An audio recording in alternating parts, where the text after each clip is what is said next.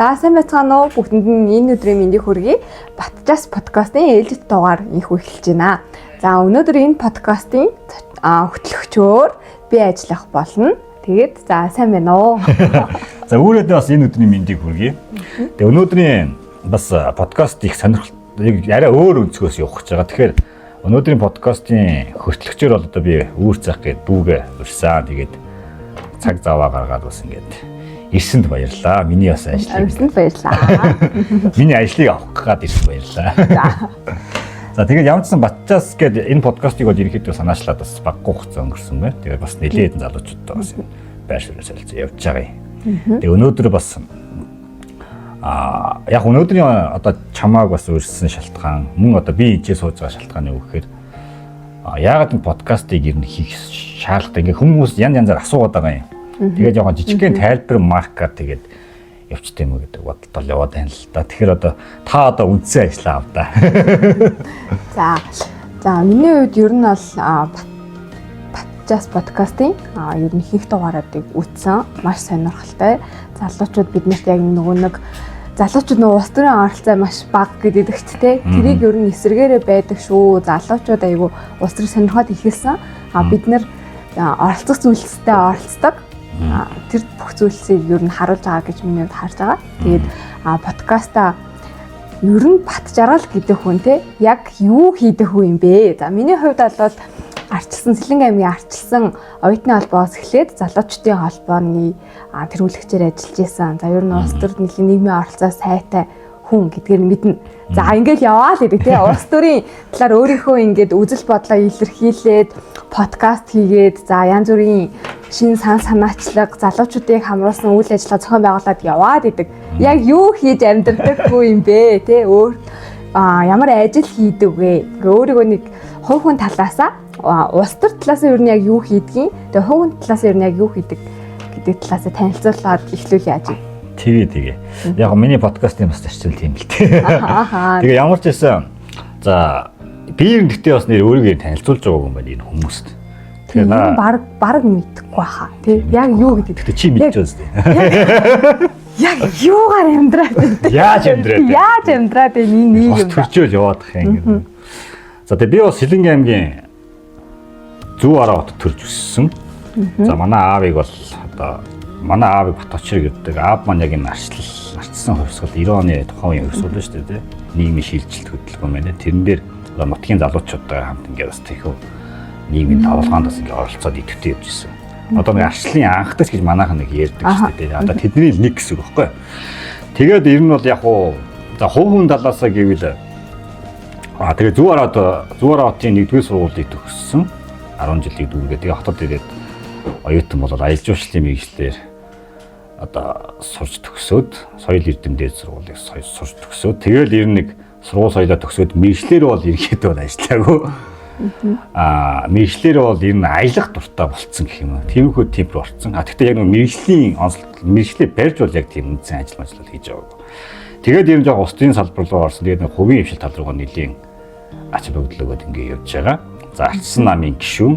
Тэгээ Арчсан намын хувьд бол одоо ямар нэгэн тийм албан тушаал сэтэр метр бол байхгүй. Ер нь бол тийм хүмүүс нэг тийм зориод байдаг хүн бол биш. Тэрийг ер нь бол манай ойр тойрны хүмүүс бол ер нь бол мэддэг. Тэгээ нэг ийм хүн байгаа юм. Тэгээ Сэлэнгийнх гээд тодтоход хэлчихдээ юм да хүмүүс.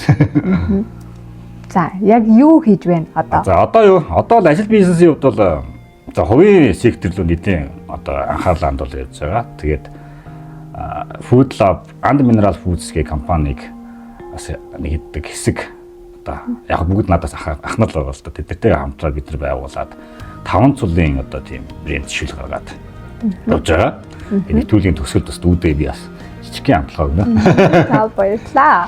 Тэгээ тийм бизнес хийж байгаа. Тэгээд одоо бол яг бид нар бол үндсэн энэ чинь гарч ирээд манай чинь нэг жил одоо болох чинь энэ болж гин гэсэн үг. Яг нодлон бол өдөөд ирэхэд бол худалдаа авалт гараад концепцүүд ерөнхийдөө нэг дотоод зүүнүүд нь болоотыг худалдаад жилийн өмнө гарч ирсэн. Тэгээ зах зээл гараад одоо бол жил болж байна. Тэгээ одоо бас нэлээд сайжруулах юмнууд их байна. Тэгээ дөнгөж эхэлж байгаа тэгээ мөн ар өврөөрөө нэг ямар нэгэн тендер мендер ч юм уу төр мөртөө холбоогүй хүмүүс ч юм бол мөнчрөөрөө л явж байна. Тэгээ мөнчрөөрөө явж байгаа учраас бас нэлээд бас зарим зүйл дээр ингээд алдаанууд гардыг байна. Санхүүгийн хувьд бас ингээд тодорхой хэмжээний зүйлүүд асуудал гардаг юм байна те. Тэднийг бас ингээд зохицуулаад ирэхэд бол сайжруулах гал явж байна. Гэхдээ одоо баг үнэн чиглэлч нар нэлээд болцсон тий. Нэлээд танигдаад явж байгаа. Тий. Анх яг гаргаж байхад бол хүмүүс наад чи одоо жишээлбэл ийм байна. Анх гаргаж байхад нь би бүтээтгүүнүүдэд бариад ингээд дэлгүүрүүдээр явж байгаа байхгүй. Тэнгүүт наад чи мэдэхгүй юм байна. Хүмүүс таниагүй юм байна. Шинжилгээний бичиг. Яг чи шинжилгээний бичиг бүгд гарцсан. Асуудалгүй гарцсан тэр нар бол зөвшөөрөгдсөн. Яг нэг танигдаагүй юм байна. Тэгээд наад чи хүмүүс мэдэхгүй юм байна. Эсвэл танигдахаар чинь авъя гэдэг тийм шалтгаануудыг хэлдэг байсан.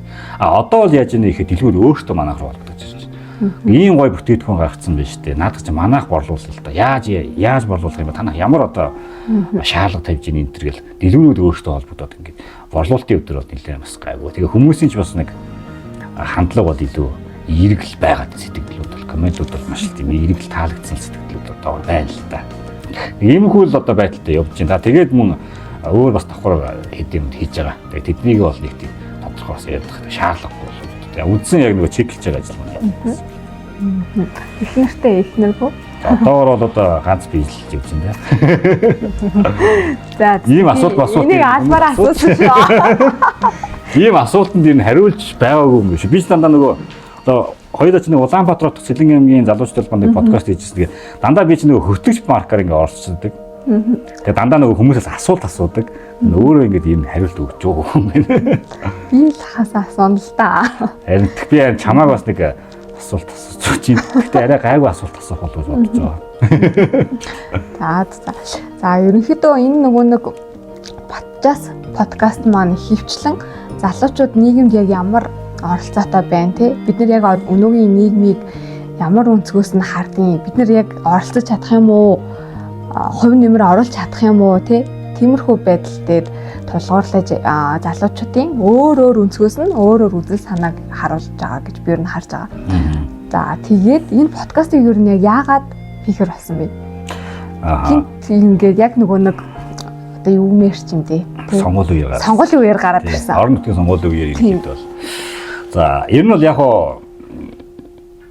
Батчаас гээд за нэрийг бол яг би зөв өөрийнхөө нэрнээс аваад ингээ өчөж байгаа. За нэрэн дээр бол нэг ач холбогдолгүйгээр ярих юм бэл.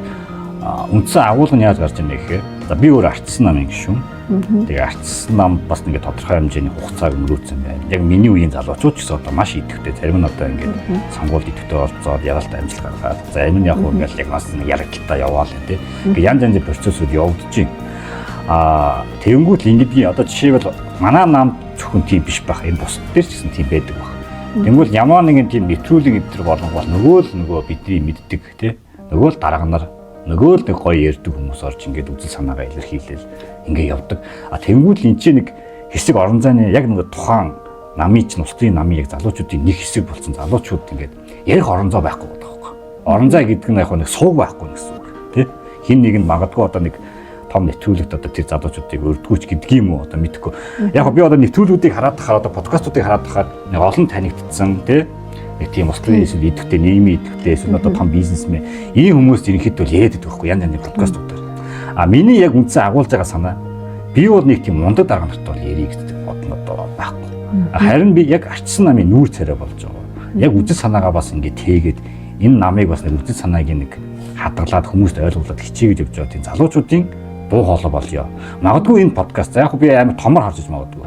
Магадгүй миний энэ хийж байгаа энэ подкаст арчсан намын залуучуудын чөлөөт орон зай. Үдэл санаагаа илэрхийлэх орон зай болгохын төлөө ерөнхийдөө бол санаачлаг гаргаад тэг ямцсан зориод ингээ явж байгаа юм. Тэгээд нэг зүйлийг би бас хэлмээр анх яг энэ бол яг энэ подкастыг хийх санал бол яг надаас би өөрөө бодоод явдаг байсан.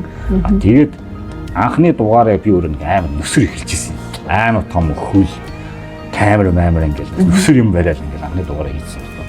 Тэгээд тэр үед яг нөгөө магна гэдэг манай ах байгаа ойр. Бас манай намын энэ хүмүүс гэдэг мэддэг шудраг өсөлтөй хэлцэн дүүдэг газрын дарах хийжсэн магна гэдэг хүмүүс мэднэ. Тэгээд тэр ах хэлжсэн. За ахын дүү юм амар минималист болчиход байна. Чи одоо ямар амар өсөр явдаг юм бэ? Зүгээр л чи уцаараа хэлдэг. Хөнгөн жижигхэн мик байхад чи яагаад ийм амар өсөр явж байгаа юм бэ гэж тэгж байгаа байхгүй. Тэнгүүл би бодож байгаа. Гэхдээ нэрэл техник, технологи юм болгоны гоё энгийн хөнгөн болоод байхад би нэг хаймар ингээл өөртөө ачаа өрүүлээд ингээд шаардлагагүй байна гэд.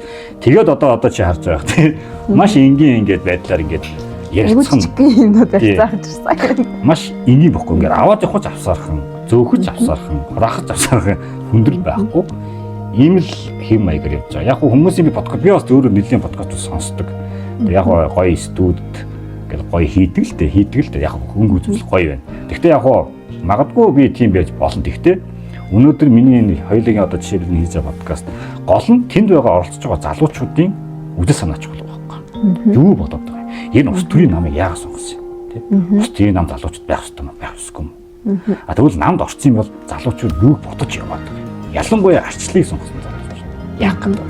Энийг л аль болох татуулах гал хичээгээл яваад. Гэхдээ юу шүү? Манай залуучууд бол намайг айн гоё хүлээж авч байгаа. Урилга өгөнгүүт ямар ч татгалцсан хариу бол авдаггүй шүү дээ. Тийм. Ийм хөл байна да ер нь. Тэр нэг өөрийгөө танилцуулж байхдаа хэлсэн шүү дээ. Ардчилсан намын гişүү гэдгийгсэн тийм. Энэ намд ер нь хизээ орвоо.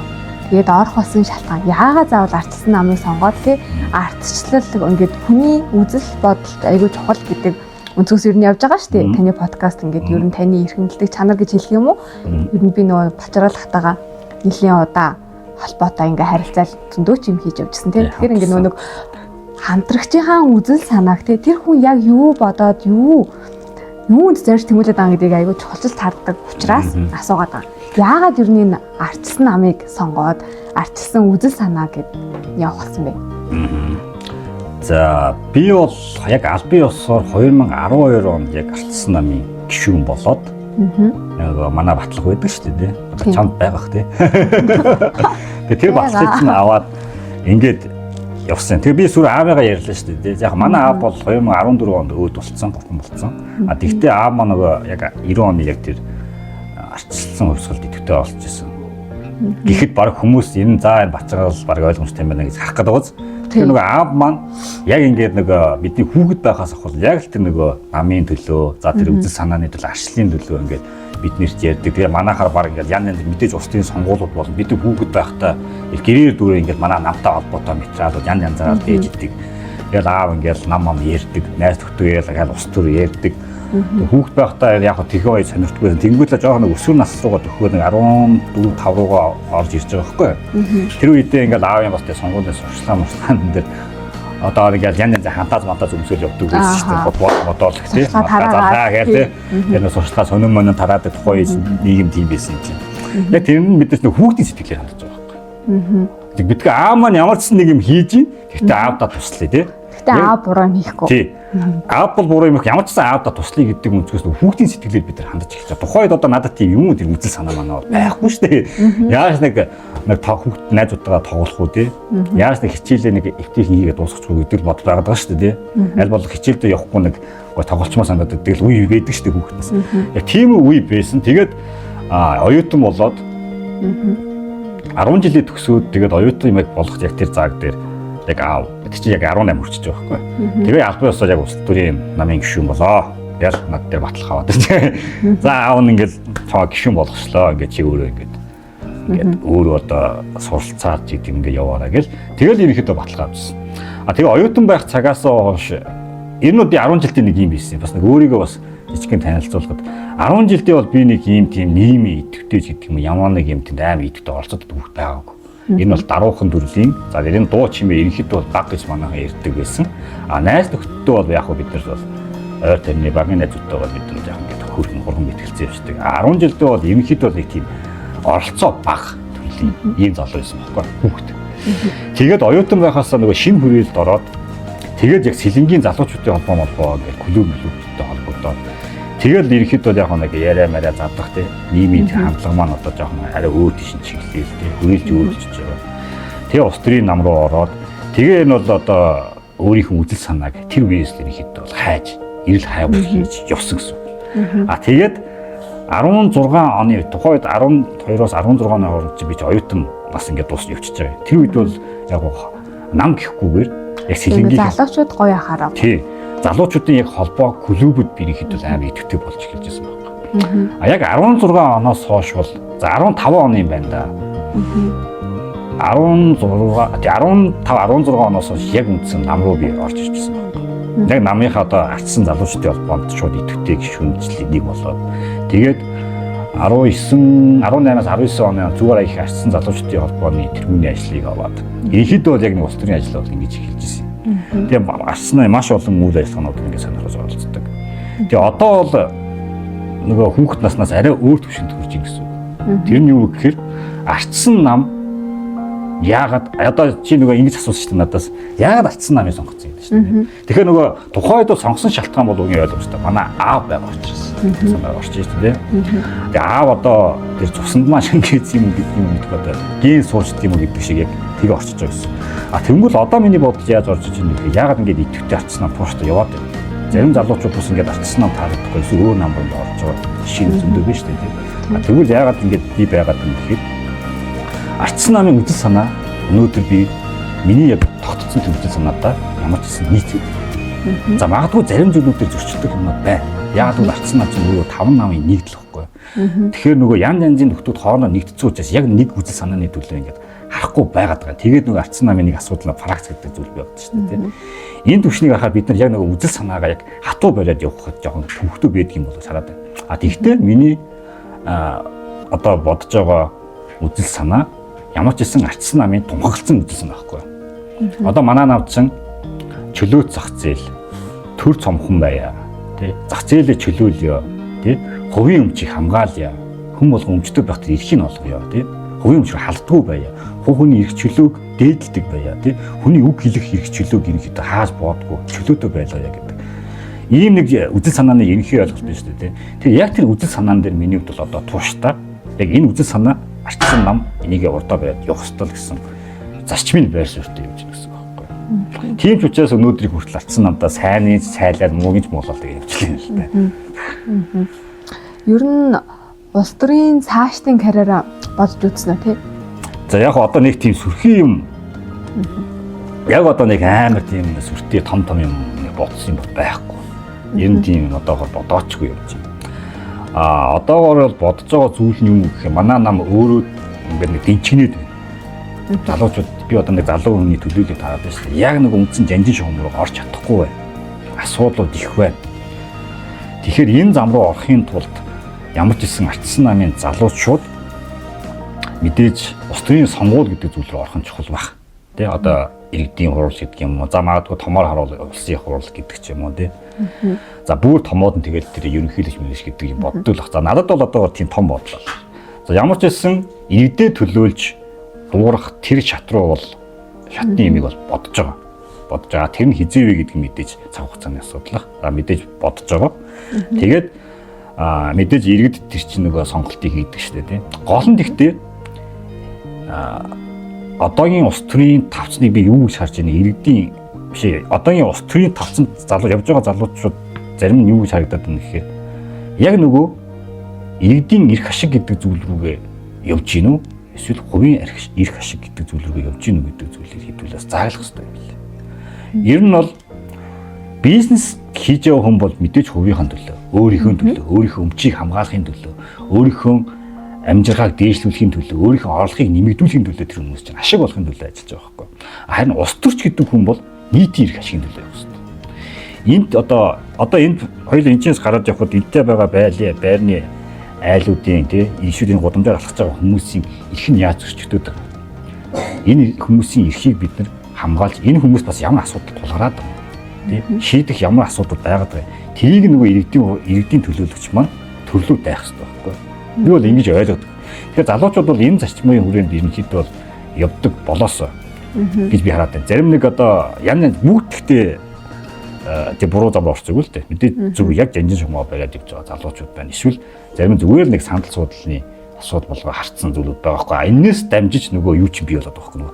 Намыг нийт жоохон тийм муухай гэж хардаг өнцөг чинь яг ийм нэг зарчимгүй зүйлээс болж харагдаад байгаа. гэж би боддیں۔ Одоо энэ асуултыг би л асууж чадах байх гэж бодож байна. За ямар одоо энэ жоох ингээ үзэл бодлоо илэрхийлж байгаа залуучууд байгаа шүү дээ. Тэр залуучууд ингээ нэг жоохон юм хийгээд эхлэхээр нэг ард нэг усын хурлын гишүүн ч юм нэг том дарга байждаг. Тийм. Яг ингээл тэр хүний тэр залуучуудын үзэл бодол биш. Яг нэг тухайн хүний үзэл бодолтой нийгэмд хэлж байгаа мессеж нь тэр подкаст юм ингээд нэг зарим нэг подкаст бичлэг рeel юмнуудаар яваад идэг. Таны энэ хийж байгаа подкастын ард ямар нэгэн тийм улс төрийн нөлөө бүхий хүн байгаа юу? Ямар юм байх вэ тийм. Байдаг байсан бол ах нь одоо аавар том студид хийж байгаа шүү дээ. Тэгэхээр сая хариулчлаа шүү дээ. Би ер нь гэхдээ нэг зүйлийг хэлчихье. Би итгэлтэй хэлмээр юм. Ялангуяа нэгэнд ингэ боломж олцсон дээр. Энэ үгийг хэлэх юм жоохон боломж олддгүй юм. Гэхдээ ямар ч гэсэн үүрээ маань боломж олгож байна. Би бол ямар нэгэн одоо улс төрийн тавцанд намын гишүүнчлэл явж байхдаа би бол хизээж нэг хүний төлөө, нэг хүний эрх ашигын төлөө би чин үнэчээр явахгүй гэдэг үзэлсэн байна. Ингүүд хүмүүс арай юу яриад байгаа юм бэ шаардыг. Би яагаад одоо нэг нийгэмд ийм хандлага байна шүү дээ. Муу сайн чамаагүй нэг хүний төлөө зүтгэсэн бол тэрнийхэн төлөө үнэнчээр зүтдэг. Нохоо шиг зүтдэг гэдэг шүү дээ. Уучлаарай. За магадгүй би нэг хүний дэмжиж болно. Тэ? За магадгүй тэр надад миний үзэл санаатаа тохирчиж магадгүй. Зөв яваад байвал би дэмжээл энэ. Окей, болж байна. Тэгвэл тэр магадгүй энэ хүн чинь бас нэг хоримтгаа шүү дээ. Магадгүй нэг их ашиг гарч ирээд өөрчлөлтөж магадгүй. Буруу зүйл рүү орж магадгүй. Тэгвэл би тэр буруу зүйлийг дэмжих шаардлага байхгүй. Тэгвэл өнөөдөр нийгэм яг ийм үнцгийг энэ миний одоо яг энэ үзэл санаа юу шаарч байгаа гэхээр чи ёстой тэрнээс урвчлаа, энээс урвчлаа. Үгүй байхгүй. Би үзэл санаанд өмнөж байгаа. Тэрнээс би үзэл санаа одоо би Ачсан намын гишүүнгээ явж байгаа миний нэг итгэл үнэмшил юу гэхээр би үзэл санаанд өмнөж явж байгаа. Тэрнээс би хэн нэгэн ус төрчийн эрх ашигын төлөө тэрний эрх ашигыг хамгаалахын төлөө би өмнөж явахгүй байхгүй. Тэр зөв явж байвал магадгүй зөв. Хэрвээ буруу алхам хийх юм бол уушлаараа наа чи буруу гэж хэлээд чаддаг тийм залуучууд өнөөдөр устдад явах ёстой. Би бол энийг бол өөрөө хатуу ингээд зарчим болгоод баримтдаг. Тэгээ залуучуудыг ч гэсэн би бас нэг энэ зарчим руу бас явдаг байгаас. Тэгэхгүй ингээд муу сайн чамаагүй одоо миний ах, миний ихч, миний ойрын хүн учраас одоо хамаагүй дэмжиж энэ үнцэг өнөөдрийн усаж чинь ийм болгож байгаа. Энэ ч өөрөө арчилсан үзэлтэй үнэт зүйл нь гэж явдаг. За одоо нэг жоохон сонин сайхан л орё тий. Сая сэлэнгээр яваад ирсэн үү? Тэгсэн сэлэнгийн тэмцээн ихтгэлийн тэмцээн зохиос мэт тий. Энэ ямар хөө тэмцээн? Энэ болохоор юм болсон. Одоо манай сая сэлэнгийн хөтлөл шүү дээ. Сайхан сум. Сайхан сумаас бас иргэдийн нэг төвшөөд гарсан. Одоо сайхан сумын арчсан залуучдын холбооны одоо тэргүүнээр ажиллаж байгаа. Идэр цохлон гэдэг манай дүү байгаа. Тэгээ тэр маань бас ер нь нэлээ хөдөлгөөнтэй ер нь залуу байдгийн. Маш тийм санаачлахтай идэвхтэй. Одоо чи нэг гой хөөрхөн идэвхтэй охин байсан да. Яг л тийм нэг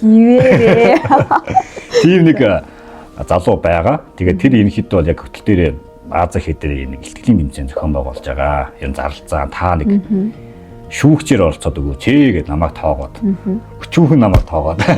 Уул надаас илүү зөндөө гоё мундаг залуучууд байгаа. Гэхдээ ямар ч гэсэн ингээд надад бас ингээд тийм ихтгэл үзүүлж яах гэдэг надад бас тийм алай тийм гоё санагдаад. Тэгээд дүүгээ ямар ч нэг юм авил ажиллагааг хийж байгаа юм чинь очиод дэмжиж оролцоо гэдэг. Ихтгэл авах хэрэгтэй юм гэж би асуусан шүү. Тэгээд ямар ч гэсэн тэр хөтөлхий хоёр тэмцээн болсон шүү дээ. Нэг нь болохоор яг хөтлөөс гарч ирээд манай дүү тэрийг хийгээ амжилттай хийсэн. Тэгээд би тийчээс нэг л зүйлийг ойлгосон. Одооны энэ 10 жилийн хүүхдүүд энэ ахлах ангийнханд явагдаж байгаа байхгүй юу? Одоо хөтлийн 2 сургуулийн дунд 10-аас 12 дахь анги гэж явах. 9-өөс 12 дахь анги гэж байна. Яг ахлах ангийнхан. Тэгээд би тэр хүүхдүүдийг ямар хэрсүү өсөж байгаа юм хүүхдүүд чинь. Тэгээд би баг өмнөөс нь баг ичмэр өгөхгүй. Би бүр зарим ах иш нарын өмнөөс тэр хүүхдүүдтэй жишээ би тэр ах иш нарын өмнөөс баг ичмэр өгөхгүй. Тэгэхээр тэр хүүхдүүд өнөөдөр тэр нийгмийг мэдэхгүй шүү дээ тэр хүүхдүүд чинь. Туулаагүй үзээгүй байхгүй. Тэд нар юуг харж дандаа судалж байгаа байхгүй. Ямар амар судалдаг болцсон юм. Ямар амар гоё ярьдаг болцсон. Ямар гоё тийм эрх чөлөөний үзэл санаа ямар гоё тодтогч харуулдаг болцсон. Хүүхдүүд байхгүй юу? Тэгэд өнөөдөр 40 гарцсан залуучууд социализмоо өгүүлээд халамжаа хүсээд ингэ явж хахад тэр хүүхдүүд юу халамж вэ? Эрх чөлөөг хэлбэрээр бараг ингээ зах зээлийн ийм гоё чөлөөт нийгэм тий хүүхний эрх чөлөөг дээдэлдэг ийм сайхан нийгмийг бий болгомоор байна гэд нөгөө барууны хөгжилтэй орнуудыг жишээ болгоод тийм Монголын асуудлуудыг дэвшүүлээ нөө утаа унаа төгжил мөж бүх юм ярьж байгаа байхгүй. Ийм л хэрсүү үе бий болж байгаа юм байна. Би тэгээд энэс нэг урам харсан. Монголын ирээдүй бол нэг тийм балиартжаагүй байна. Монголын ирээдүй улам гэрэлтэй болж байгаа. Одоо энэ үеийн залуучууд ингээд магадгүй нийгмийн харилцаанд орж ирэх юм бол нэрээ зүгээр энэ улсыг бол аим гоё аваад явах юм байна. Яг тэгвэл бүгд гоё эрх чөлөөний үзэл санаатай өсөж байгаа байхгүй. Нийгмийнхээ боломжийг ойлгоцсон. Нийгмийнхээ үнэт зүйлийг ойлгоцсон. Тийм хүүхдүүд тэнцээ зөвхөн нэг хөтлийн одоо нэг 10 жилийн хүүхэд байгаад шүү дээ тий. Тэгээд тэрний дараа яасан бэ гэхээр аймгийн ардсан залуучдын холбоос үргэлжлүүлж аймгийн хэмжээнд Сэлэнгэ аймгийн 17 сум 6 тосгоо. Тий. Тэрнээс яг 8 сумнаас нь оролцсон. Тэр дээр бас нэг одоо аймгийн ардсан залуучдын холбооны тэргүүн Батцэнгэр ах над руу ирэхэд бас санал хэлээд. Тэгээд би бас зөвшөөрсөн. Тэгээд яг л тэр хүүхдүүд ч амар өрсөлдөд зарим нь ингээд нөгөө байр эслэг хүүхдүүд ч уйлж муулаад яасан ч хөөр. Үгүй ингээд тэгтээ бас ингээд ийм хэцүү юм билээ. Би тэр мэдрэмжийг авч байна. Би 5 дахь ангиасаа хойш 5 дахь ангитай хамгийн анхны ихтгэлийн тэмцээнд орж. Тэгээд тэр минь 5 дахь ангитай орсон ихтгэлийн тэмцээн ардчлал миний нүдээр байсан. Яг наадсан шүү дээ. Тэр үед яг ихтгэлээ тавьж байхдаа би мэдхгүй шүү дээ тий. Манай ээж ч надад тийм нөгөө nëсвэртэй мэдээлэл өгч чадахгүй байхгүй юу? Интернетээ сайн авзаа социализмын үед за тийм байсан юм тий. Давсан нь олддгүй байсан юм байна. Хүмүүс очилдог байсан юм гэл тийм мэдээлэл аваад тэгэл уншиж байгаа байхгүй юу? Тэгээд тэр үед манай ээж намайг дэмжээ суужсан. Яг тэр үеэс хойш тэгэл за ер нь арчсан нийгэм мэд чи аягүй чухал юм байна шүү. Тэр тусмаа миний үзэл бодол бас нэлийн чухал юм байна гэдэг хандлагаар яваад тэг ингээ өнөөдөр таны ажил хийж байна. Тэг би бас үүрийг мэднэ. Одоо хоёулаач баг 20 онд танилцчихсан шүү дээ. 20 оны тухай сонгуул яг ийд үзчихсэн. Тэгээд манай үүрийг чинь амар тийм хурц. Одоо нөгөө саяны хэрсүү тэг охтууд бас амар идэвхтэй болсон. Амар хэрсүү болсон. Тэгээд яг үүрээ яг тэдний нэг одоо төлөөлөл нь одоо магадгүй одоо энэ охтууд яг чиний төлөөлөл болоо яваад байгаа тий. Тэгээ яг тийм хүүхэд ингээд 17 сумуудыг тойроод бас нэг ихтгэл тавьж явж шүү дээ тий. Амар хурц ихтгэл. Тухайд одоо яг утсаа би тэр зарим хүмүүс уйлдаг. Амар ихтгэл болж ирсэн. Би тэр чинь бас ингээд зүгээр одоо чи 2 удаа боллоо яалаа да. Би сонсч ирсэн. Тэгэд юм ямар ч гэсэн Монголын ирээдүй бол нэг тийм унтарчаагүй юм билий. Монгол улс нэг тийм харанхуй нийгэм рүү явчихаагүй юм байна. Улам гэрэлтэй яг гоё ачлын үнэт зүйлээ хадгалсан ирээдүй бол бий болж байгаа юм билий. Тэгээ сэлэнгийч гэсэн амар гоё өрсөлдөөнтэй яг бас тэгээд нэг хүүхд ирж ахаа онаагаар яг оноог нь авсан чи би өстө ингэхгүй байх байсыг ойлаад би чи пал гэж явчих. Яана одоо. Тэгээ тийм юм жоо хөвгүүл юм бэ нэлээ. Хэцүү зүйл нь тэр л юм билий. Тэрнээс бол хүүхдүүд бол амар хөөрхөн өрсөлдөөд. Юу нэг та асуудал үүсэхгүй тэгээд гоё юм шүү дээ. Тэгэхээр энэс яг нь тухайн одоо 10 жилийн хүүхдүүд гэхгүйгээр тий жоохон гэхгүйгээр бүгдээрээ үзэл бодлоо илэрхийлж байна. Яг өнөөгийн нийгэмд юу болоод яг юу нь болж бүтэхгүй аа гэдэг бүгдээрээ мэдчихээн шүү гэдэг бас нэг том мессеж өгч ингэж харж байна би тэр. Харин тэр ихтгэлийн тэмцээн одоо цааш өмнө нь бол болдог байсан юм байна. Чи нэгэндээ нь орж исэн юм шүү дээ тий. Тэгээ одоо ерөнхийдөө бол манай яд өөртөө амлалт өгсөн. Би ч амлалтыг авсан. Тэгээд жил болгон ерөнхийдөө бол ингээд тууштай явуулнаа гэж тэгжилээ. Тэгээд энэ бол энэ амар чухал юм билээ. Тэгтээ зөвхөн одоо би нэг зүйлийг бодож ирсэн. Зөвхөн Сэлэнгэ аймагт гэхгүй одоо бүх газрууд яг энэ тэмцээнийг бүр ингээд байнгын тогтмол ингээд явуулвал бидний нөгөө хүсээд байгаа ирээдүйн манай залуучууд яаж хараад байгаа юм бэ гэдэг зүйлийг тэрийн төлөөлөлтөөс харчих гээд байгаа юм. Амар зөв тэмцээн. Энэ амар зөв санаачлал юм байна. Нийтдээ ер нь хэдэн дугаар хийсэн бэ? Та тоолж үзсэн үү? Энэ подкаст. Подкаст нэг 12 дугаар сая нэг найзтайгаа бас нэг ярьсан. Одоо илүүлгийн шатанд явж байгаа. Тэгэхээр 13 болж байна. Тэгээд иймэрхүү байдалтай явж байна. Тэгээд бас ингээд анх болж байгаа 13 өөр залуучуудтай өөр үзэл санаа, өөр өнцгөөс харснаа ярилцлага болсон баг тий. 13 өөр хүнтэй ярилцсан. Тэгтээ энэ дундаас нэг огтлцоогоо цэг нэгт арчсан нам байгаа. Тэгтээ арчсан намын бас бус залуучуудын 2 3 байгаа. Яг арчсан нам гэж харвал яг үзэл санааны хувьд бол манай залуучууд бол одоо надтай ярилцсан залуучууд яг л үндсэн бидний арчсан намын үзэл санааг ярьж байгаа. Барууны саяны миний хэлдэг те товчхон тэр үзэл санааг их чөлөөний үзэл санааг ерөнхийдөө бол манайхан бол дэмжиж явж байгаа гэдгийг шууд хэлж байгаа байхгүй. Тэгээд ерөнхийдөө хувь хүний онцлогоос хамаарч нийгмийг яаж хараад байгаа юм. Устрыг юу гэж хараад байгаа, намыг юу гэж хараад байгаа. Цаашдаа залуучууд яах ёстой гэдэг зүйлийг бол өөр өөртөө тайлбарлаж байгаа байхгүй.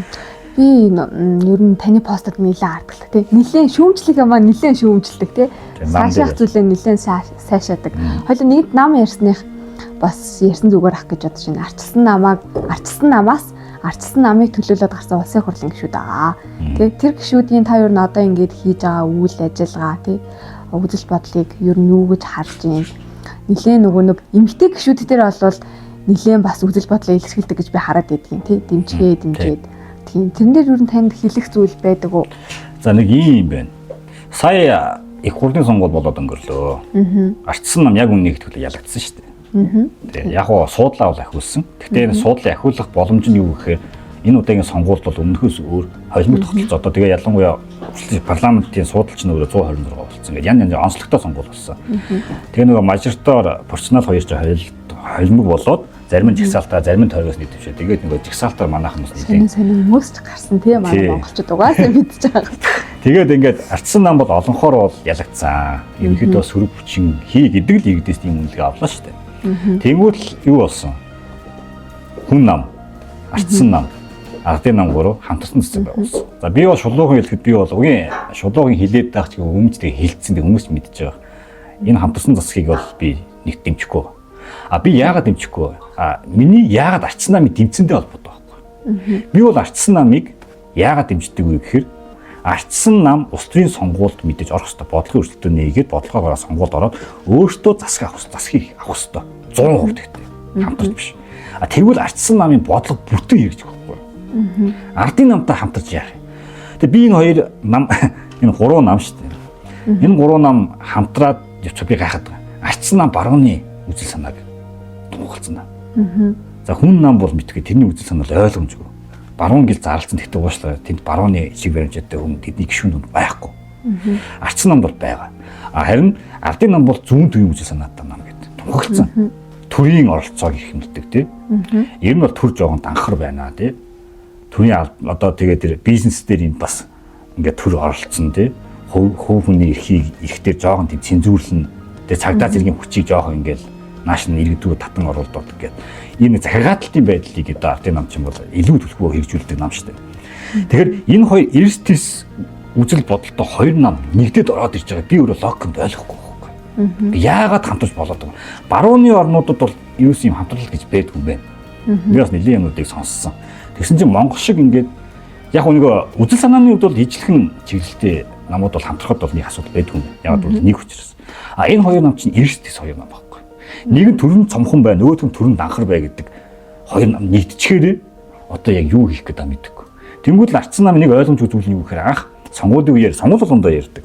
Төр цомхон бай, төрийг цомхохдох ёо. Жижиг төртэй байя тий. Зах зээл чөлөөтэй байх хэрэгтэй гэдэг ийм үзэл санаатай нам байсан чинь өнөөдөр нөгөө данхар төрлөгөө ороод өнөөдөр 23 сайттай 19 ямтай ийм данхар бүтцсэн. 16-аас 12-аас 16 оны он ардсан нам цэцэлж байхдаа 9 ямтай ажиллаж байсан. Тэгээ ийм руу орцсон. Тэгээ яг нь өөртийг нь тайлбарлаж байгаа тайлбар нь юу гэхээр нэг том мега төслүүд байна. Тэгээ нэг гаццсан гацаанаас гарч өгдөг. Энийг хэрэгжүүлье. Энийг хэрэгжүүл гээд одоо ингэ хамтарсан засгийн газар байгуулчлаа гэдэг гой юм яриад байна. За магадгүй тэр хэрвээ үнэхээр тэрний төлөө явж ийл одоо окей. Одоо Эрдэнэ бүрийн усан цахилгаан станц тэ нефтийн үйлдвэр за одоо нэг уран гэж яригдж байна тий. Энэ том төслүүд хэрэгжих нь зөв. Хэрвээ энэ гурван нам хамтраад энийг үнэхээр зоригтой хийгээд ажил болгож чадвал одоо энэ гурван намын гавьяал болох. Хэрвээ энийг хийж чадахгүйгээр зөвхөн албан тушаалын тохиротой хэдэн намын гишүүдээ нэг санал суудалд хүргэж санхүүтэй болгох гэж нэгдсэн бол уушлаарай. Ардсан нам дахиж ирээдүй байхгүй гэсэн. Тэгээ яг одоо дөнгөж ингээд сонгуул болоод удаагүй байна. Засагж ажилдаа ороод нэг удаагүй байна. Харъя. Нэг жил харъя. 2 жил харъя тий.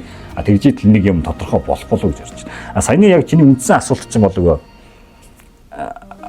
гишүүдтэй ярьсан шүү дээ тий. Тийм ер нь үзэл бодолтой нийлж байгаа юу, дэмжиж байгаа юу тий. Тийм гишүүд бол манай ардсан нам чинь өөрөө юм нэг ирэм яран байна л та. Яг нөгөө ардын нам чинь бол өөрөө нэг үзэл сан нөгөө жоохон тийм хатуу диктатуртай нам л та. Манай чинь бол яг эрх чөлөөтэй гэдэг нэг онцлогтой шүү дээ тий.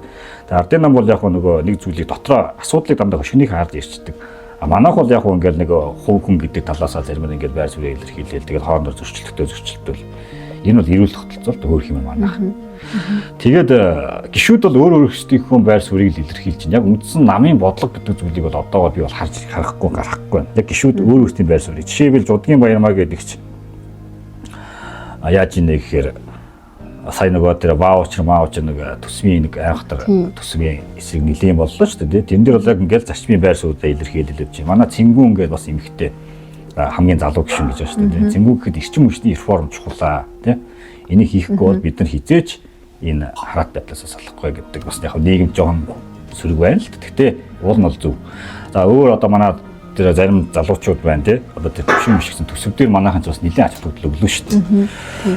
Тийм гişүүд бол өөр өөрсдийнхөө байр суурийг бол илэрхийлээ явж байгаа. Би хувь хувийн байр сууриас явж байна. Зөвөнч байна. Зарим нь одоо сайд болцсон байгаа. За саяхан би нэг ардсан намын нэг засгийн энэ хамтрлаас нэг ганц гарч байгаа ганц шийдвэрний хууль зүйн салбар дээр жагсаалын тухай хууль шүү дээ тийм. Тэр чинь нөгөө заавал дараагаас зөвшөөрөл авч ихсдэг тийм хууль нь байд юм бэ лээ. Журмаараа зохицуулсан ч байдаг ч нэг тийм байдаг. За тэгээ гişүүдвэгийг бол би өөр өөрсдийнхөө энэ парламент яг одоогор бол нэг тийм бүлгийн шийдвэрийг дагаад ч гэдэг юм уу нэг тийм бол гаргаж ирээгүй. Яг өөр өөрсдийнхөө тухайн одоо асуудлууд дээр өөр өөрсдийнхөө байр сууриас хандж байна гэж би харж байна. За магадгүй ус төр жоохон хурцтал болохоор яг нэг хайрч руу орох л ахал та. Одоо бол манайх тийм хайрлагдсан юм би анзаарахгүй л. Ямар ч гэсэн гэхдээ ардсан намын байр суурь яг энэ гişүүдийн байр суурийг бол энэ нь бол зөв тал руугаа байна гэж харж байна. Тэгээ би сая нөгөө юу ярьчихсан нөө хуулийн зүүн дээр болохоор алтан гэрэл сайд ардсан намаас сайд боллоо шүү дээ. Тэгээд жагсаалын тухай хууль дээр нөгөө сухбатын талбайд жагсаал хийхдээ заавал нөгөө дарганаас зөвшөөрөл авдаг. Тэгжиж ихсдэг зөвшөөрөл өгөөгүй бол жагсахгүй хууль бус жагсаал гэдэг албал нь тарааддаг. Ийм тогтолцоо байлаа шүү дээ. Энийг бол хэдүүл бас нэлээ сүүлийн 4 жил амар харлаа шүү дээ. Тэгээ энийг байхгүй болгож байгаа юм. Зүгээр бүртгүүл. Одоо хоёулаа ингээд нэг жагсаал хийштэй тий. Тэгвэл хоёулаа зүгээр тэр захиргаан дээр очивол за бид нар жагсаал хийшүү гэдэг 48 цагийн өмнө юм билээ. 48 цагийн өмнө зөв бүртгүүлэл болоо. Тэгээд жагсаалаа хий. Тэгтээ нөгөө хоригдсан зүйлүүд бол мэдээж байгаа. Одоо ингээд ямар нэгэн гаж урсгалыг сурчлах гэсэн нэг терроризм байж тээ дэлхийн хориод. Иймгүй зүйлүүдийг бас шууд харьлж байгаа юм байл л. Гэхдээ яг үзэл бодлоо илэрхийлэх тэр иргэдийн эрх чөлөөг бас шууд олгож байгаа. Одоо энэ удахгүй улсын хурал руу орох юм байл л дээ. Байнгын ороогоороо ерөнхийдөө бол юу гэх хуулийн төслөө өргөн барьсан юм байл. Алтан гэрэл сайд. За тэгээд энэ нь одоо цаашаага байнгын ороогоор хилцээ тэгээд их хурал руу орох гэж байна. Тэгвэл бол ус хэцүү шүү дээ. Нэг болохгүй байгаа юм яриа л тэгэл байхгүй алга болчихно тий. Тэг чи бодоод үзээ. Тэгэл гарч ирэхээр амар ойлгомжтой байх. Үндсэн хуулийн дээрээ хүн бүр эвлэлд нэгдэх хэрэгтэй. Үг үзэл бодлоо чөлөөтэй илэрхийлэх хэрэгтэй гэж заасан байгаа шүү дээ. Тэнгүүд л хэсэг залуучууд үжил бодлоо чөлөөтэй илэрхийлэхэд жагсахын тулд бид нар зөвшөөрөл дараагаас зөвшөөрөл. Дараагийн эсрэг л жагсаж байгаа шүү дээ. Яг үнийг хэлэх бид нар. Хувийн эвшлүүд бол хувийн эвшлийн хэсэг жагсан гэж байхгүй. Тэр чинь өөр зохицуултад явчихна. Зах зээлийн зарчмууд тэр чинь шигшигддэг. Хувийн эвшил. Ус төрчтэй бид нар бол жинхэнэ тэр тэмцэх ёстой газар нь очиж тэмцэн жагсаал хийх үзэл бодлоо илэрхийлнэ. Тэгэхэд дараагийг эсэргүүцэж дараагийн эсрэг үзэл бодлоо илэрхийлж байгаа хүмүүс дараагаас зөвшөөрөл аваад жагсаал хийн гэдэг нь өөр бол ямар ч логик ойлголтгүй байхгүй. Тэгээ алтан гэрэл сайдад одоо хэдүүл бол бас баярлах хэрэгтэй. Энэ бол ардсан намын гав яадаг те. Ардын нам байсан бол эзэж энийг хийхгүй. Хийх идэг 8 жилийн болонд байсан. Гэхдээ хийж улам хатуу захиргааталтын байдлыг шилжүүлсэн. Зөндөө олон хүмүүс энэ намын 8 жилийн засаглалын үед таргууллаа. Зарим нь бүр гав зүглээ, зарим нь ял аваа шоронд орлоо тийм. Янз бүрийн жишээнүүд байна шүү дээ. Би бол ингэж харж байна. Парламент бол ямар ч гэсэн ингээд манай нам бол гоё алгалаа явж байна. Тэгээд явцын дунд бас юу болох юм бэ? Наа намын гişтэй зөрөгтэй байлээ. За ерөнхийдөө хоёулаа арчилсан намын талаараас ярилцлаа тий. Арчилсан намаас гарсан төлөөлөгчнөр хэрхэн ажиллаж байгаа юм. За та яагаад арчилсан намыг сонгосон юм?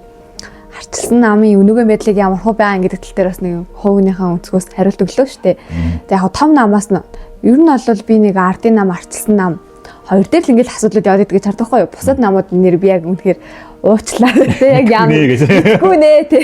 Яг ямар үйл ажиллагаа яг яах гээд яваад идэх би мэддэг байхгүй юу? Та нар одоо үүрээд мэдрүүлж байгаа юм шүү дээ. Тэгэхээр би ингэж асуу гэж бодлоо та. Ардын нам тий. Ардын намд ер нь та яг ямар үзэл бодолтой байдаг? Ардын намд за яг ингээд нөгөө нэг бачаалгатай фэйсбүүкээр найз штэ сошиал хаягууд дээр нь тавигдж байгаа мэдээллүүдийг харна. Ер нь бол арчилсан намд агүй ардын намд дургу. Тийм. Яагаад? За би бас надад чинь өөрөөсөө асууж байгаа байдгийн. Би яагаад ардын намд ингээд дургу юм бол? Яг надад ардын намын гоё харилцдаг найзууд байгаа. Гэтэ тэр бол найзуудын төвшөнд гэсэн. А яг нэг үндсэн намын өгшил талаас нь ярих юм бол би бас асууж үзчихсэн. Би яагаад ардын намд ингээд дургу юм бол? Дуртай байх шалтгаан байхгүй. Би нэг шалтгаан болоогүй. Энэ намын өгшил нь өөрөө ер нь хаард шүү дээ. Одоо 103 жилийн түүхтэй. 103 жилийн түүхтэй нам баггүй. 104 жил рүү онгороод орох Тэгээд энэ нам чинь өөрөө анх байгууллагдахдаа үүсгэн байгуулагчтай хятаж эхэлсэн. Одоо бодоо данзан гэдэг. Анхны 7 гэж хэлсэн шүү дээ. Тийм. Ер нь бол юу л дээ. Товчхон хэлэхэд бол ер нь бол гаднаас импортлогдож орж ирсэн. Гаднаас гэдэг нь хойд зүгээс шууд манад орж ирсэн л урсгалын нам бохгүй. Тэгэхээр нөгөө хойдлын бодлогыг л барьж ивж байгаа тийм улс төрийн хүчин. Одоо хүртэл тэд нар хамааралтай байгаа энэ нам. Одоо хүртэл хойд нөхдөдөө хамааралтай байгаа. Ер нь бол харагддаг шүү дээ. Салж чаддгүй. Тэгээд яг нөгөө Монголын эрх ашигын ер нь бол одоо би хийж байгаа ажил болгоно ингээ 8 жилийн хугацаас хүртэл тасралтгүй засаг байлаа. За өнгөрсөн хугацааг арчлын 34 жилийн хугацаа хэдүүлээ ингээ зүгээр ингээ нийт нь базаад үзэх юм бол 2-5 намд харьцуулт хийхэд 34 жилийн хугацааны 26 жилд нь ардын нам гэдэг энэ одоо бидний яриад байгаа одоо өнөөдөр хүртэл засаглаж байгаа энэ нам чинь засаг барь явж байна. А дундуур нь артсан нам нэг 96-аас 2000 оны хооронд 12-оос 16 оны хооронд ингээд гэхдээ эдгээр шиг тийм илүү тийм амар тийм 60 70-аас сурал авч ялгаагүй дандаа нэг харьцангуй ингээд тэгээ нэг хамтарсан засаг байгуулах төвшин ингээд явж исэн байдаг баггүй юу? Яг энэ ингээд нэг тийм шалтгаан бол биш. Гэхдээ зүгээр ингээд энийг хэдүүл бас мэдчих яхад юмгүй болов гэдэг байдаг хэлж байна. Тэгээд ингээд хугацааг ингээд хараад тахаар Монгол улсын хөгжлийн бодлого аль намдаар илүү төлөвлөгөө явсан байх шууд харагдаж байгаа үстэй. Ардын нам баггүй. Тэгээд өнөөдөр энэ улсыг үнэхээр баян чинээлдэг иргэдэн амжираа нь ингээд дээшилсэн дээ. Одоо ийм утаа өндөр төгжүүлгүй хотон гоё стандартын шаардлага хангацсан дээ. Хоол хүнс нь ямар ч аюулгүй дээ. Эдгээр бас эрүүл агаартай ийм орчинд амьдрах боломжийг энэ нам хийхээр хугацаа واخгүй. Зөндөө боломж байсан.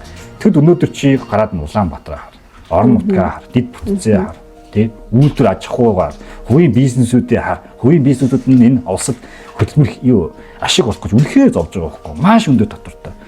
Нийт орлогынхаа бараг 20-30%-ийг татварт өгж байгаа улсад төрд өгж байгаа. Тэгээд үлдсэн эдэн дээр хэдэн ажилтнаа цалинжуулна өөрт нь наалж байгаа юм байхгүй.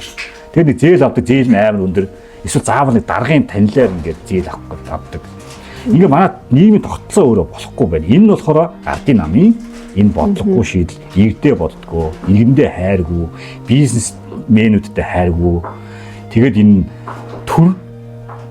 төрийг маш данхай болгодог. Тэгээд төрд өмчлөлийг бий болгодог. Өнөөдрийн авилгал, хээл, хавал, хулгай гэдэг зүйл чинь ерөөсө төрийн өмчтөл холбоо. Сая хэдүүлээ нэг 2 жилийн өмнө нүүрсний улгаа гэдэг амар юм боллоо шүү дээ. Энэ яагаад бий болсон юм? Хажуу талд нь energy resource-ийн одоо хувийн хвшил нэг жижиг 5 толгой гэдэг лөө. Тэр ингээд үйл ажиллагаа явуулж байгаа. Тэрэндээ шалгалт оруулахад ямар ч хулгай илрээгүй. Яагаад хувь хүн би одоо өөрөөсөө хулгай хийхгүй байхгүй. А тэгвэл нөгөө том толгой усад байдаг. Төрийн өмчтөл. Тэгвэл тийч битүү улгаа байхгүй. Яагаад бол төрийн өмч гэдэг чинь эзэнгүй байхгүй. Яг үнцэн үйлдэл ард түмэн биш газрын дорох баялаг ард түмний өмч гэж заасан. Тэнгүүл нөгөө тэр ард түмний өмчийг захиран зарцуулах хэрэг нь төрд байгаа юм. А төр гэж тэгвэл яг юм. Яг нэг эзэн байхгүй гоос. Жишээлбэл одоо чиний одоо яг нэг жижигхэн жишээг авчих. Утсыг хоёулаа зөв өмчгөө ботчих. Энэ бол яг хэрэглээний зүйл. Гэхдээ хоёулаа өмчгөө ботчих. Одоо чиний крамандагаа утас чиний өмч юу? Минийх. Тэг чиний өмчтэй? Тэгэхээр чи наа утаснаас уцаа бол чийл эзэмсэн шүү дээ. Өөр хүнд өгвөл болохгүй. Тэр хүн энэ авах ёс зүй байхгүй. Ариу чи наад чиний уцыг хулгайлчих юм бол тэр хүнд хариуцлага тооцох гэдэг шүү дээ. Тэнгүүл төрд болохоор яг тийм эзэн бий эзэн байхгүй. Хинт хариуцлага тооцсон. Тэнгүүл үе үеийн засаг авсан намын нөхдүүд очиж тэнцээ намчингуудаа цөмчөнгүүдээ ажлын байр хангаж тэнцээ сонгуулийн мөнгөө босгодог, авилгал хийх ахуулаа босгодог. Ингэж энэ авилгалын цэцгэлээд байна. А товчондоо ихэд одоо энэ авилгалыг устгах юм бол ерөөсөө маш энгийн бохгүй уул нь болох. Маш их устын зориг гаргаж ирдэг юм. Энгийн зүйл нь юу гэхээр төрийн өмчт компаниудыг бүгднийг хурцлаа. Хувийн сектор рүү шилжиж байна. Нэг эзэнтэй болов.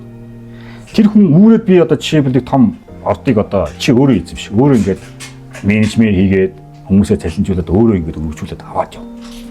Тэгвэл чи энэ чиний өмч болчихж байгаа шүү дээ. Чи өөрийнхөө өмчөөс хулгай хийхгүй л байхгүй.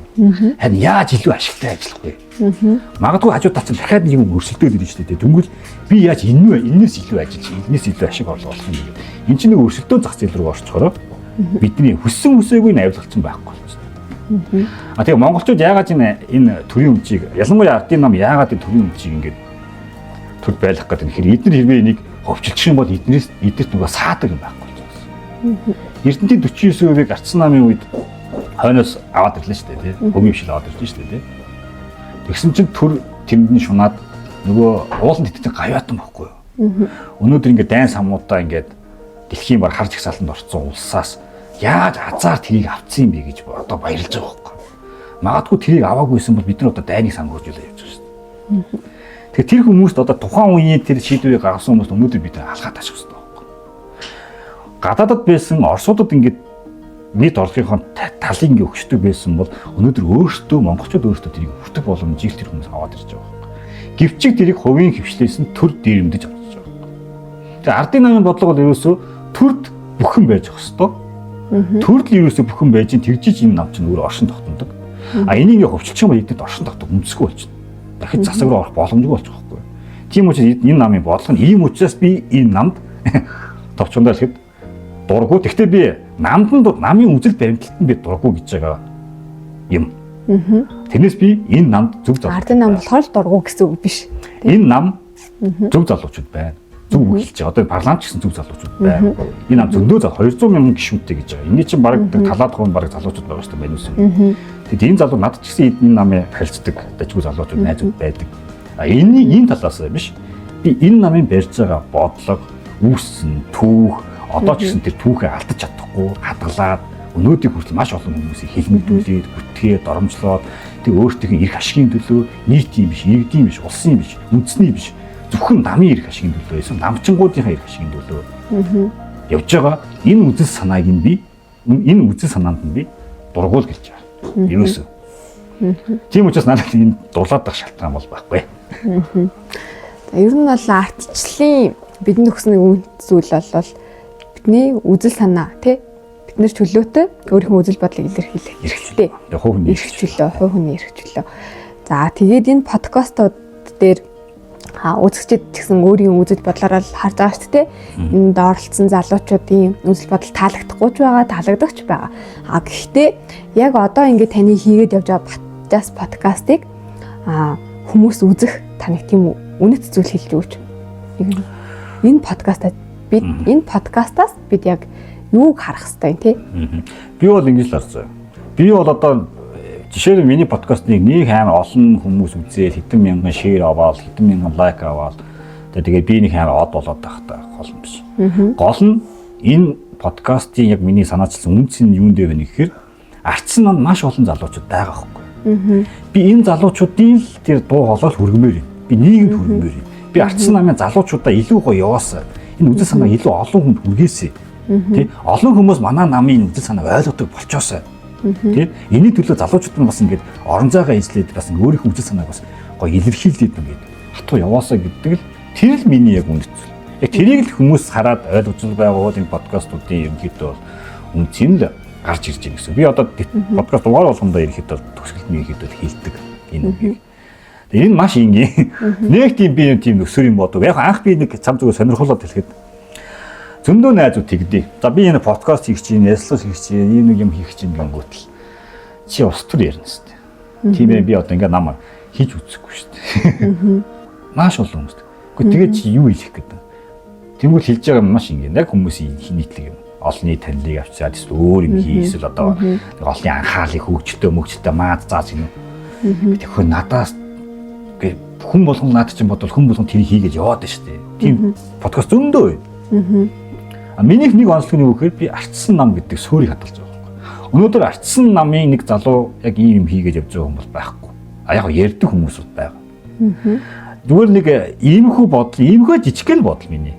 Энийг би зүгээр гаргаж ирж байгаа. Яг хүмүүсийг би тийм ундаг од болоод ингээд танигдах шаардлага юм байхгүй шүү дээ. За ер нь залуучуудаа тий ардчилсан үзэл бодолтой залуучуудаа хандаж та яг юу хэлмээр юм хэлхийг хүссэн үг байна уу? Бид нэр одоо ер нь за яг ингээл яриа л штэ тий хэдүүлээ. Одоо ч гэсэн хоёлаа ярьж тий нийгэм хэцүү байна. Тэгэхээр хэцүү байна. Ардчилсан нам юм байна. Залуучууд үзэл бодлоо илэрхийлээл байна тий. Уг нь ингээд нэг шийдэл яваал ах шиг байна. Ардчилсан намаас төлөөлж гарч байгаа хүмүүс нь тий. Одоо бид нар яг яах хэвтэй. Ингээл яг ярьдаг штэ. Залуучуудын улс төрийн оролцоо муу, маш муу. Энэ яг нэг сонгуулийн эрсдэлс ч гэсэн харагддаг тий. Гэхдээ яг бид нар яг яагаад муу байгаа юм тий одоо яг яах ёстой юм тэгвэл бид нар тийм сайн байханд бол яах ёстой юм энэ дээр та яг юу гэж боддог вэ? Яг залуучуудын хувьд гэвэл бас арай өөр тайлбар өгнө. Би зүгээр нам талаас харах юм бол манай нам бол яг үнийг л өөртөө арчааг байна. Удирдлагууд нь. Бид нар анх удаага сонгуульд өрсөлдөг байхгүй. Энэ бол яг нам ус төрийн тавцан дээр бол заавал сонгуульд оролцсон засгийн эрхийг авахын төлөө ерөнхийд бол ажиллаж байгаа. Гэхдээ энээс гадна нэг том зүйл нь юу гэхээр нийт иргэдэд өөрсдийнхөө үзэл баримтлалыг танилцуулах хэрэгтэй. Нам гэдэг өөрөө үзэл санаагаараа нэгдсэн хүмүүсийн бүлгэн баггүй. Тэгэхээр нөгөө бидний урдаа тавьсан байгаа нэг бодлого биш үү, нэг үзэл санаа биш үү. Тэрийг бид нийт иргэдэд таниулах хэрэгтэй. Энэ ажлыг энэ нам огтоосоо хийгээгүй. Яг хөө нэг ганц нэг ярддаг залуучууд байна. Эдгээр нь хийгээл мөнчрөөр хөөх юм хийх гэж үзээд.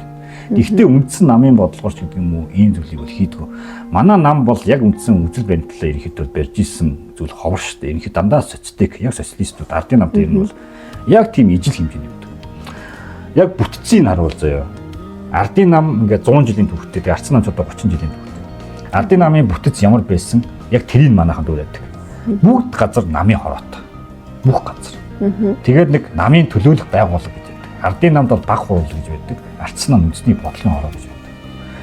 За тэгээд үүртэй бүгд үүрийн дагуулт ингээд баахан ингээд ардын тушаалуудтай. Яг ардын нам шиг ижилхэн заяа. Бүх систем ижилхэн. Эн чинь өөрөө төр өөрөө дагахар байх их намаас эхэлж байгаа.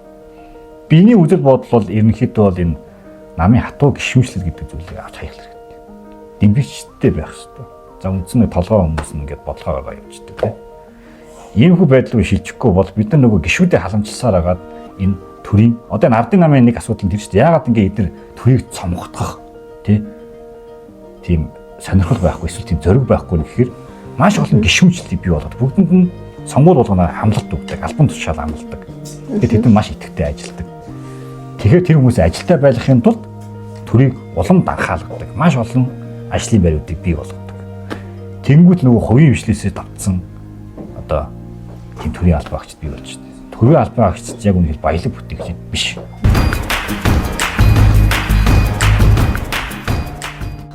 Тэгээд ер нь бол ардсан нам, ардын нам хоёр бол яг ер нь бол яг ардын намч буруу биш. Манай намын буруухгүй. Бүтцэн яг ингээд ардын нам юу хийж ийн тэрнийг дагаал хийдэг. Ерөөсөө манайхан ардын нам тим хийж яваад манайх тэгэх хэрэгтэй. Ардын нам тэгж яваад манайх тэгэх хэрэгтэй. Яг нэг давтан дуурайлтын процессүүд ингээд явцсан юм бол би бол тэгж харддаг байхгүй юу? Өгийн яалчгүй тэгж харагдаад байгаа юм. Өнөөдөр тэрийг л яриа явж байна. Ардын нам ингээд тим хийж байгаа юм чинь тгий. Ардын нам тэгж байгаа юм чинь ингийн гэдэг.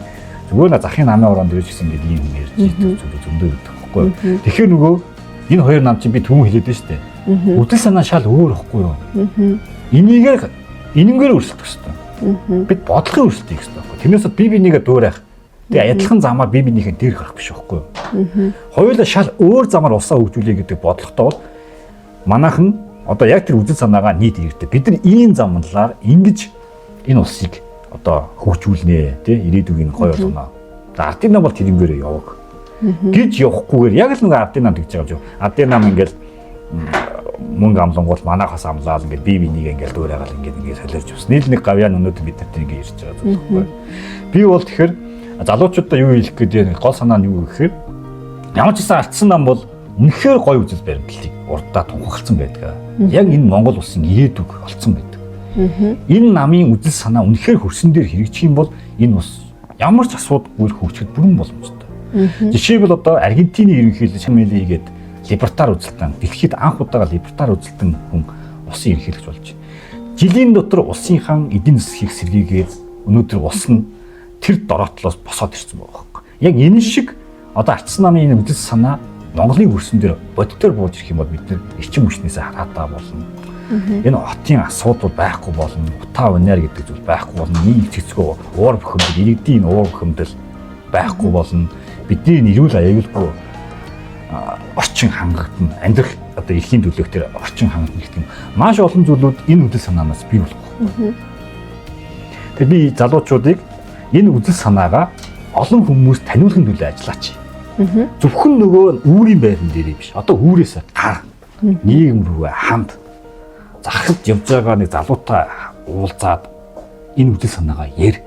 Тэ? Ийм л зүйлийг хэлэх гээд байна. Миний нэг хэлэх гээд байгаа одоо энэ подкаст үнцэн зөвлөг энэ л хэвгүй. Үүрээс намын байраас гарыг идвэл. Намын Жишээл одоо манай би ч одоо зүг харах хэрэгтэй тийм. Тэнгүүд тийч нэг юу харагддаг вэ гэхээр манайхан яг хити хайрцагнаа гэдэг. Зарим нэг намын орнууд. Яг л одоо зүг хараагийн нам яг л зүг хараа дотроо л эргэлдээд байдаг. Яг л тэр дотор хайрцаг дотор л яваад байдаг. Гадагшаа юм суугаад ингээд эцэнэ бодлого хэрэгжүүлэх гэдэг юм байхгүй. А нэг залуу нь ингээд шинэлэг зүйл санаачлаад оруулаад ирэнгүү шууд тэрийг жадлан эсвүүцдэг тийм зүйл байдаг байхгүй. Эсвэл тэрний энэний хүн болгож очдөг. Ийм процессууд амар их байдаг. Тэгээл нөгөө л уламжлалт юм яваад байдаг. Яг л нөгөө хэм маяг. Энийг өөрчлөх хэрэгтэй. Би одоо өөрөө улс төрийн маш олон клубүүдийн уулзалтууданд очдог, сонирхдог. Би тийчээс юу сурж ийнэ гэхээр олон зүйлүүдийг харахаар хүний тарих нэгдэж байгаа. Дотоод мөн чанарч нэгдэж чинь мөнгө одоо үйл ажиллагааны хэлбэр загварыг ч би олон талаас нь харж байгаа. Энд чинь нэг арай өөрөөр байна. Энд чинь нэг арай өөрөөр. Одоо энийг ингээд яг би одоо өөрийнхөө жишээвэл харьяата намын дээр хийгээгүй. Надад одоо хийх зөндөө санаачлаг байна. Гэхдээ надад одоо тийм их мэдл байхгүй учраас надад одоо тэрийг хийх тийм боломж байхгүй. Гэдэг ч юм уу тийм. Тэгэхээр би залуучуудын илүү тийм гадагшаага жоохон хандаач одоо сонгол Монгол байхгүй юм чинь жоохон гадагшаага тэлээсээ мэдээлэл тэлээсээ олон гадаад харилцаагаа илүү жоохон хөгжүүлээд тэгээд иргэдээсээ намынхан байрнаасаа гараад тэр хайрцаг бүсээсээ гараад иргэддээ намынхан үзэл санааг ойлгохын төлөө бодлого гаргаж аваач. Энийн нэг орон зайд бол одоо миний энэ санаачж байгаа подкаст юм даа л гэж хэлээ да. Тийм, энтэй би бас 100% санал нийлж байна. Тийм нөө оюутан байхад одоо нөө бас анх өөрийгөө танилцуулж хатал хэлсэн шүү дээ. Ингээл оюутан байхдаа залуучууд нэгдээл ингээл оюутны залуучдын холбоо гэл тэр нь нөгөө юунд гоё гэдэг вэ гэхээр залуучууд хоорондоо ингээд үзэл бодлороо тий нэг үзэл санаагаараа нэгдээд хамтдаа гоё байгаа нь өөрөө гоё яагаад байгаа байхгүй юу? Би оюутан байхдаа ч гэсэн ингээл нөө ардчилсан оюутны холбоо гэдэг чинь ингээд хамт ингээд бөөндөө тий гоё байгаад байгаа нь надад айгу таалагддаг байсан. Энэ маань бас яг ингээд өнөөдрийг хүртэл ингээд ардчилсан намтай холбогдоод ардчилсан үзэл санаатай холбогдоод явж байгаа гэж би өөрөө хардаг.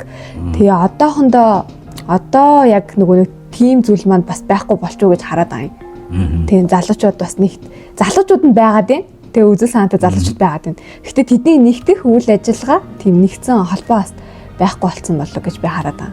Тэгэхээр нөгөө манайхан нөгөө апдейт хийхгүй. Үйл ажиллагааны апдейт хийгээд шүү дээ би. Тийм. Үйл ажиллагааны апдейт байхгүй. Яг нөгөө уламжлалт өнгөрсөн. Нөгөө л нэг явагддаг 2000 онд хийжсэн үйл ажиллагаа нь өнөөдөр хүртэл уламжлалт яваад байгаа. Тэгэхэд өнөөдөр сошиал медиа хөгжсөн байна. Бидний сонгуул бас шалгагддаг шалтгаан бас сошиал медиа шүү дээ. Бид нар ашиглахгүй. Сонгуульд нэр дэвшиж амжилталж байгаа хүмүүс сонгуулийн 7 хоногийн өмнө сошиал хуудасаар нийлдэг гэдэг ч юм уу тийм. Ийм улс төрийн юм хийнэ гэдэг чинь өөрөө ялна гэдэгт бол жоо хэцүү л дээ. Тэгээ ардсан намын одоо ялж байгаа хүмүүс бол яг нийгмийн эсвэл нэг жоохон нэг хөрөг чинээтэй хүмүүс жоохон боломж гарч ирж байгаа шиг байна. Эсвэл олон жоохон танигдсан хүмүүс боломж шүү дээ. Ардын нам бол үгийн 8 жил төсвийн мөнгөийг бадцсан хүмүүс л тэгэл бүх төсвийг.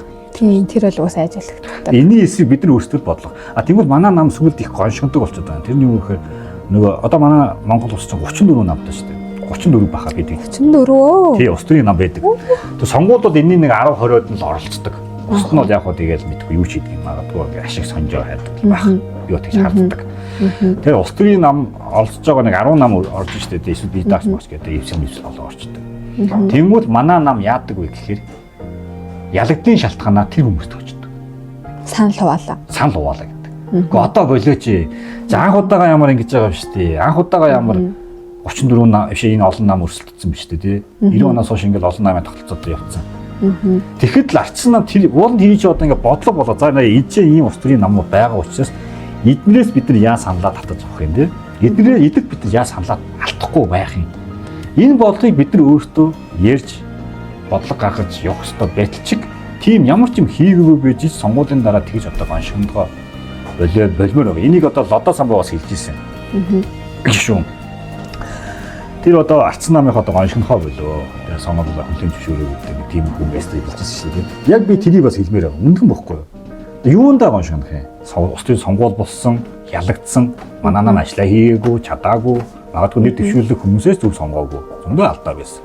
Сонгуульд үнэхээр засагаа авч болоо хөгжүүлэх гэж байгаа бол нарийн бодлогуудаа маш сайн тогтоод юм ихтэй л орох хэрэгтэй байсан. Гэхдээ манайх энийг бол хийж чадаагүй. Тэгээ өөрт их хохин л болж байгаа байхгүй. Ардын нам буруу байхгүй. Тэр чинь улс төрийн хүчин өрсөлдөгч. Өрсөлдөгч ажиллаа хийлээ. ялчлаа. Манайч тэдний өрсөлдөж манайх ажиллаж чадсангүй. Тэгээ одоо яах юм. Тэгээ нэг сүүлдээ тэгээ буруу сонголт хийшлээ. Тэгээ та нар иргэдтэй гоё юм хөрвч чадсангүй шүү дээ. Та нар иргэдтэй хүч ажиллаж чадахгүй шүү дээ. Өнөөдөр сөрөг хүчтэй хийж чадахгүй болчихсон. Хамтсан засаг руу орцсон сөрөг хүчтэй хэн хийж чинь. Нийгмийн хитэн тодорхой нийгэм танигдсан төлөв нөлөөлөл бүхий хүмүүс хийж чинь. Иргэд өөртөө хийж чинь. Тэгээ сошиал медиад өөрөө хийж чинь. Тэрнээс ардсан нам нэг хаймаас сөрөг хүчийг хийгээл эднийг нэг ташуулдаг бол байхгүй. Хүн нам гэсэн яа. Хүн намыг бол нэг тийм яриад байгаа шаардлага байна. Ардын намын охин нам шүү дээ. Тэр нь бараг баталгаажсан. Энийг яг ингээд яриул дахиад урт юм ярина. Хүн нам яагаад охин нам юм бэ? Жижигхэн тайлбар өгөхөд бол үгийн баталгаажсан. Тийм ба. За. Хэд ойлгомжтой тий. За тэгээ өөрөөдөө маш их баярлалаа. Тэгээ цаг зав агаад бас ингээд ирээд ахийнхаа үгийг сонсоод. Хастаа үнийг сонслоо. Намайг бас ингээд нөгөө өөрийнхөө бодол санаагаа илэрхийлэх боломжийг бас ингээд олоход маань тусалсан да. Яг өнөөдөр би подкастыг үндсэн зорилго нь яагаад энэ подкастыг хийх гээд байгаа юм бэ гэдэг санаагаа хэлэх үндсэн зорилготой байсан. Тэгээ энийгээ чи ерөнхийдөө бол бас хилчилтэй гэж би бодож байна. Тэгээ өөрөөдөө маш их баярлалаа. Тэгээд бас хамтдаа ярилцсанд баярлалаа. Тий. Нөгөө нийгмийн анх ингээд хамтдаа танилцж байгаа маш тийм идэвхтэй охин байсан. Илтгэл тавьдаг, уран илтгэлийг бол ойлулдаг л охин байсан. Одоо сайхан намлаг ээж болцсон юм шиг байна. Гэрийн идэвхтэй болцсон юм шиг байна. Тийм ээ. Тэгээ нөгөө нам суун гэдэг шиг суусаа. Суусан юм байна. Тэгээд би энэ үеийн шалтгаанаас хэлсэн шүү. Тэ залуучууд нь байна. Гэхдээ бид нэрийг бас нэгтгэх зүйл татж байгаа шүү гэдгийг хэлсэн гэж хэлж байгаа. Тэгээ ямар ч байсан улс төрийн хувьд бол хоёулаа үзэл санаа би нэг гэж хардаг. Тэгээ энэ үзэл санааг бас ингээд зөвхөн энэчээ ингээд би гэдэг хүн ингээд нэг юм яриад олон юм яриад байхаас илүү бас хэдүүлээ хамтдаа бас ярьдаг болъё, хамтдаа зөвлөдөг болъё, шийдэл ярьдаг болъё, гац гаргалгаа хайдаг болъё. Тэгээд нөгөө чи нөгөө ингээд түрүүнийг хэлсэн шүү дээ. Ингээд хүмүүс яриалах ингээд ярих нь чухал юм билээ. Гэхдээ энэ нийгэмд чи ярьж л хүрэх юм билээ. Ярихгүйгээр ингээд хөшгөний яд хэдүүлээ нэг үүрийн намынхаа орооныхаа намын байранд ирчихэл нэг гой юм яриадах биш. Бид нэрээс нийгэм рүү ярих юм билээ. Гэхдээ яагаад арц намыг дэмжих хэвээр юм бэ? Гэхдээ яагаад намайг дэмжих хэвээр ингээд ядаж ярилтай. Тэ? Би ийм зүйлийн төлөө явж ин тэрийг чөлөөтэй хэлээ л дээ одоо. Хүмүүс яг тэрийг нэг эготой амбиц дээ. Энэ эго амбиц гэдэг чинь бас нөгөө хэмжээ хязгаартай байх хэрэгтэй. Тэрийг хэтрүүлж ингээл дүрмэлгсэн нөтөд байдаг. Харин яг тэрийг гоё зөв харуулж байгаа. Зөв харуулж зөв зүйлийн төлөө явж байгаа залууч арай өөр хөхгүй. Тэгээ энийг бас хэдүүлээ ялгаж салгалаа ойлгох хэрэгтэй. Тэрнээс одоо популист гэж юу вэ бас? Популист угийн ус төрт байна. Бид нар иргэдээ санал авч байгаа ус төрт. Тэгээ иргэдээ санал авахын тулд бид иргэдээ таалагдах хэрэгтэй байна. Тэгэхгүй иргэдийн дургу зүйлийг хийсээ сонгоод ороод тэгвэл юугаа хийх юм? Mesela энэ л өгөхгүй. Тэгэхээр популизм гэдэг зүйл тодорхой байх ёстой. Энэ чинь бас байж болохгүй зүйл биш. Бидний иргэдэд таалагдах нь бол популизм. Харин манай нөгөө том ус төчтөр популизмын тунгийн нэвтрүүлсэн байхгүй. Амар дээш нь ахиулаад нөгөө доосноос нь хэтрүүлээд нөгөө энэ яг тунгийн таруулж хийгдвэл им хэтрүүл бол хор болдог гэдэг шиг л тийм зүйлийг хийцэн. Тэгээ нийгэм нөгөө популизм гэдэг аим муухай гаргацсан. Ийм байхгүй. Би бахан дахиад юм арчлаа. За би тэг өөрийнхөө бас юу ямар байна. Яг төгсгөлд нь өөрийнхөө бас ингээд санал бодлыг сонсоод тэгээд хэтрүүлгээ өнөөдрийн подкаст хоёул өндөрлөдөг. За ерөнхийдөө бол энэ подкастэнд маш их сэтгэл хангалуун байгаа. Залуучуудын үзэл бодлыг чөлөөтэй бас нийгэмд хүргэж ийн гэдэг нь бас нэлийн сайшаалтай ажил гэж би бас харж байгаа. Тэгээ энэ подкастыг дэмжиж байгаа шүү. Угсаа ч тантай үзэл санаа нийлдэг, таныг ч дэмждэг. За тэгээд бас цаашдаа энэ подкастыг битээ зогсоогоорой. Бид захий. Тэгээ өшөө олон залуучдын үзэл бодлыг нийгэмд хүргээрэй. Тэгээ биднийг нэгтгэх бас гүүр олж өгөөрэй. За баярлалаа. Наач амар хариуцлага байна. Та чадна. Тий. За ямар ч гэсэн маш том ихтгэл үлдэж бас баярлалаа. Мэдээж би арчсан намын маш олон гишүүдээ маш гоё залуучууд зөндөө байгаа. Аль болоод тэднэртэй хүрэх гэж магадгүй тэд маань наваа тоогоод ирэх юм бол би бол нэлэлттэй. Тийм байгаа. За тэгээд дүүдээ манай нөгөө түрүүн нэг ажил бизнес яриадсан бигээ. Дээж юм хадуулаа да 500 төгрөг. Ямар гоё юм бэ? Хэдэн төрөл байд юм бэ? Ямар дөрвөн төрөл байгаа. Тэгээд чи ямар ч арттай бас байд юм те? Одоо нэмэх арттай чи наадах чи одоо л яг хэрэгтэй. Тийм би. За баярлаа. Баярлаа. За тэгээд бас дүүдээ ер нь бол маш их одоо баярлуулах зүйлийг чи хийчлээ. За. За тэгээ подкастаа нэг анханасаа чи хөтөлсөн юм чи одоо чи төгсгөлөө хийгүү дээ. За ингээд бит хоёрын үзэл бодлыг энэ хүртэл сонсон та бүхэндээ бас баярлалаа. Тэгээ таны ч гэсэн үзэл бодол үнэтэй шүү гэж хэлээд төгсгөө те. Тэгээ да. Тэгээд үүрийн маань хэлсэн энэ үгийг та хэд манаас ойлгож хүлээж аваад ингээд олон залуучд хүргээрээ, дэмжээрээ биднийг. Бачаал хатаас ихнэр айж байгаа шүү. Энийг орлоор энийг хасахгүй шүү. Энийг хасгах бол би заргалтын шүү. За тэгээд өнөөдрийн дугаараа их өндөрлөж. Тэгээд дараагийн дугаар дээр би өөрөө дараагийн зочнотойгоо ингээд подкастаа хөтлөөд явна. Тэгээд бас үүрээ манаас ингээд ус төр дээр идэвхтэй ороод ирвэл үүрээгээ би дараагийн удаа зочноор албан ёсоор өрөх болно. Тэр үед бас надаас асуултсан. Тий, би чамаас саяны асуулт илүү тийм мягталж байгаа асуусан. За тэгээд дараагийн дугаар уулзъя баяр таа.